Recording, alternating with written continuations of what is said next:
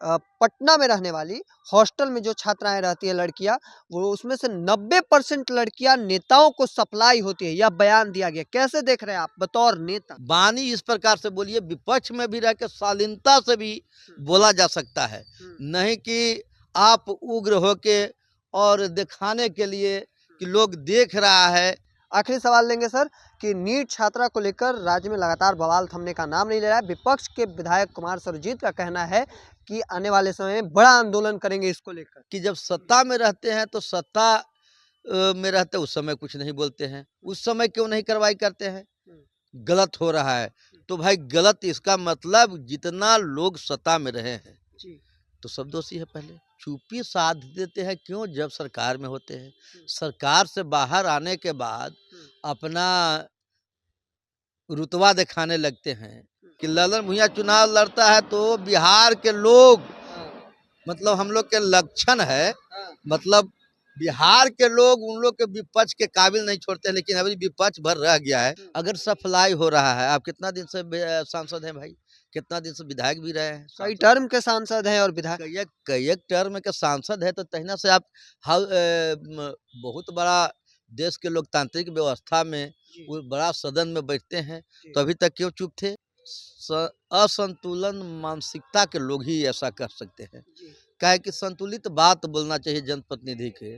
इसका मतलब कि आपका संलिप्तता है, आप भी उसमें पहुंचवाते होंगे या आपके पास पहुंचता होगा। नमस्कार, द इंडिया टॉप देख रहा है, मैं हूं अखंड ज्योति। आपने बिहार के कई विधायकों को देखा और सुना होगा कि वो धन बली होते हैं, बाहुबली होते हैं, उनके सामने गाड़ियों का काफिला होता है और न जाने करोड़ों की संपत्ति होती है। पर अभी हम जिस विधायक से आपको हम मिलाने जा रहे हैं वो हम पार्टी के यानी जीतन राम मांझी के पार्टी के हम से कुटुंबा से चुनाव जीत कर आए हैं, ललन भुइयां। और देखिए ये तस्वीर, आप देखिए, ये कुटुंबा से जो विधायक चुनाव जीत कर आए हैं, जो राजेश राम को हराए हैं कांग्रेस पार्टी के प्रदेश अध्यक्ष को, उनका यह आवास है। उनके आवास के ठीक बगल में कह सकते हैं कि गंदगी का अंबार लगा था। और ऐसे में आपने देखा होगा कि कई विधायकों को कि वो अपने साथ रहने वाले व्यक्ति को कह देते हैं कि साफ सफाई करा दीजिएगा, देख लीजिएगा। लेकिन अभी हमने पहुंचा तो देखा खुद से साफ सफाई करा रहे हैं, सब कुछ। इतना सादगी कैसे? एक विधायक देखा जाता है कि धन बली होते हैं, बाहुबली, बड़े बड़े तेवर होते हैं, सब कुछ। पहले तो आप लोग को बधाई देना चाहेंगे। देखिए, हम लोग जनता का नौकर है, सीधा सीधी, और जनता के नौकर का ताम झाम की आवश्यकता नहीं होती है। और हमको 2001 में जिला परिषद बने, जिसमें 14,864 मत प्राप्त हुआ, मुझे ज्ञात है लगभग।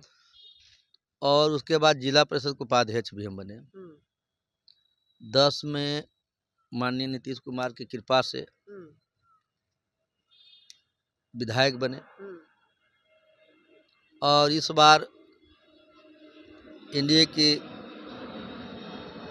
सरकार में और हम पार्टी के संरक्षक, बिहार के लोकप्रिय,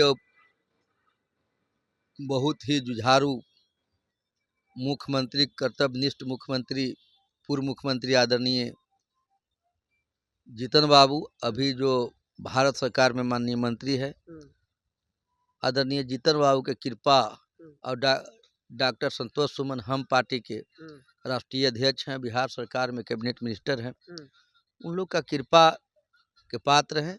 उन लोग कृपा करके हमें टिकट दिया, और कुटुंबा के महान देवतुल जनता जो अपार मत से मुझे जिताने के हमेशा काम करते हैं, उन लोग को धन्यवाद देना चाहते हैं कि एक गरीब के बेटा को उन लोग जो सम्मान हमेशा दिया है, मैं हमेशा कुटुंबा विधानसभा के लोगों के ऋणी रहूँगा। और पहले से भी उन लोग ऋण हम पर चढ़ाए हैं, तो मैं प्रयास करते रहता हूं कि जितना हो। और जहां तक सादगी की बात है, तो सादगी तो हम लोग जननायक कर्पूरी जी, डॉक्टर लोहिया साहब, लाल बहादुर शास्त्री जैसे बहुत सरीखे नेता जो ईमानदारी के लिए जाने जाते हैं और सादगी के लिए जाने जाते हैं, हम लोग तो उन लोग के पसंगा में भी नहीं हैं। हम लोग तो उन लोग का अनुसरण करते हैं, बड़े बड़े लीडर को जीवनी हम लोग पढ़ते हैं, तो हम लोग को प्रयास करना चाहिए किसी को भी जनप्रतिनिधि, और जनप्रतिनिधि के मतलब जनता का सच्चा सेवक होना चाहिए। जनता का जब सच्चा सेवक है तो ताम झाम की आवश्यकता नहीं है, मेरा जो अपना मन है और मेरा अपना ख्यालात है। मतलब यही एक गाड़ी से घूमते हैं? हाँ, ये तो भाड़ा पर के गाड़ी है। अच्छा, ये भाड़ा पर गाड़ी है? भाड़ा पर के गाड़ी है। अपना गाड़ी? नहीं, गाड़ी जो पहले विधानसभा में मिली थी वो गाड़ी है। हाँ। पुराना थोड़ा हो गया है तो लोकल क्षेत्र में घूमते हैं इसी से। और हमारे साथी लोग हैं, दे दिए हैं तब तक चढ़ने के लिए कि चढ़िए, गाड़ी ले लीजिएगा तो फिर। मतलब नया गाड़ी खरीदेंगे आने वाले वक्त में? हाँ, आने वाले समय में हम लोग को विधानसभा से 25 लाख तक लोन का प्रोविजन है। एक और आवास ये मिल गया है, उसके जी, बगल में ये झोपड़ी बनवा रहे हैं, किसके लिए बनवा रहे हैं, काहे के लिए?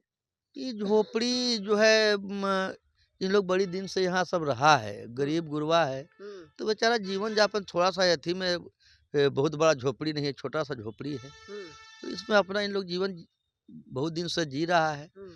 तो हमारा ख्याल है कि लोगों को आशियाना को उजाड़ना नहीं चाहिए, बसाना चाहिए।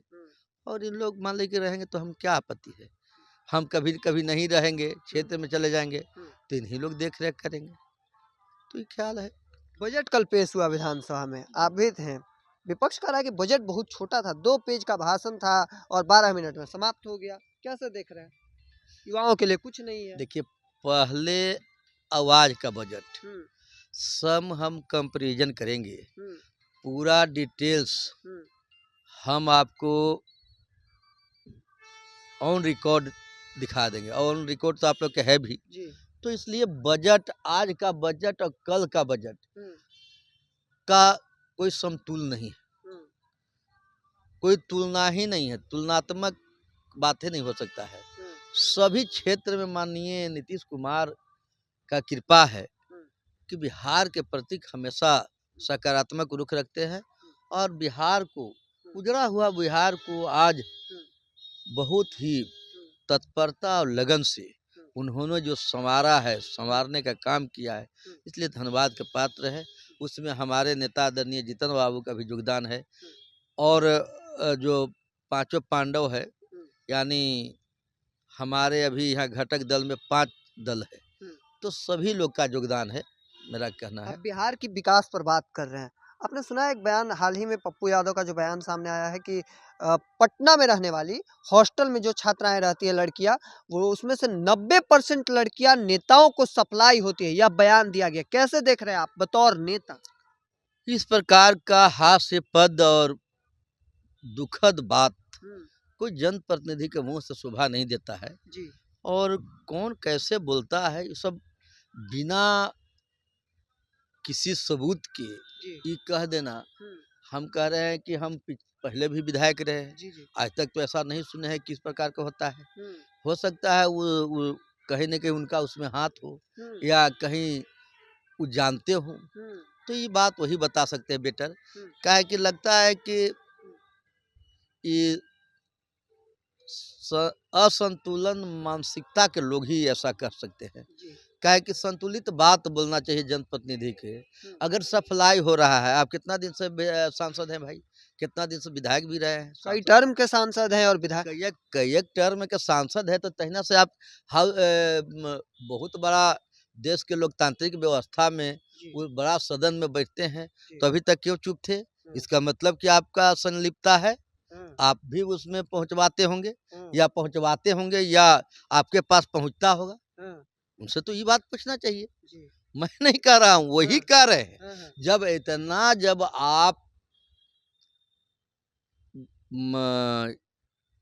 कठोर रूप में बोल रहे हैं कि सब नेता ही जो गरीब गुरबा का या जो यहाँ छात्रा पढ़ती हैं, अपना भविष्य की तैयारी करती हैं, उसके बारे में बोलना, टीका टिप्पणी करना, ये बहुत ही मनो निंदनीय बात है मेरे समझ से। आखिरी सवाल लेंगे सर कि नीट छात्रा को लेकर राज्य में लगातार बवाल थमने का नाम नहीं ले रहा है। विपक्ष के विधायक कुमार सर्वजीत का कहना है कि आने वाले समय में बड़ा आंदोलन करेंगे इसको लेकर। भाई, सर्वजीत जी से आपको तो पूछना चाहिए था, आप लोग मीडिया वाले हैं, स्वतंत्र भी हैं। जी, भाई मिनिस्टर थे ना, आप बिहार में मिनिस्टर रहे हैं, वो बहुत दिन से राजनीति से जुड़े हुए हैं, तो उन लोग चुप्पी साध देते हैं क्यों जब सरकार में होते हैं? सरकार से बाहर आने के बाद अपना रुतबा दिखाने लगते हैं, तो हमरा समझ से बड़ा उन लोग का हास्यास्पद विषय बात होता है कि जब सत्ता में रहते हैं तो सत्ता में रहते उस समय कुछ नहीं बोलते हैं, उस समय क्यों नहीं कार्रवाई करते हैं? गलत हो रहा है तो भाई गलत, इसका मतलब जितना लोग सत्ता में रहे हैं तो सब दोषी है। पहले क्यों नहीं उस समय आप किए? तो जब सत्ता से बाहर होते हैं तो सीधा सीधी कुछ नहीं है तो सरकार पर ढिकरा फोड़ देना, सरकार को आलोचना करना। देखिए, आलोचना करना चाहिए।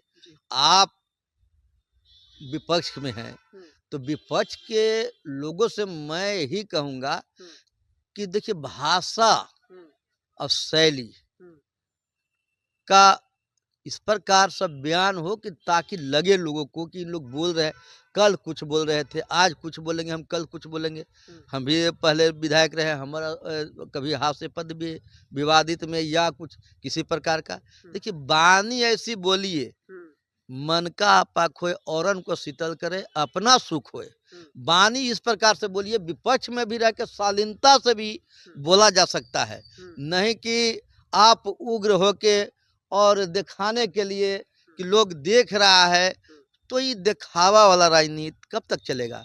क्योंकि देखिए, दिखावा के राजनीति करते करते तो कितना थे, 70 या 72 75 जो होंगे प्लस थे। हाँ, उन्होंने मान लीजिए, अब आप 25 पर आ गए।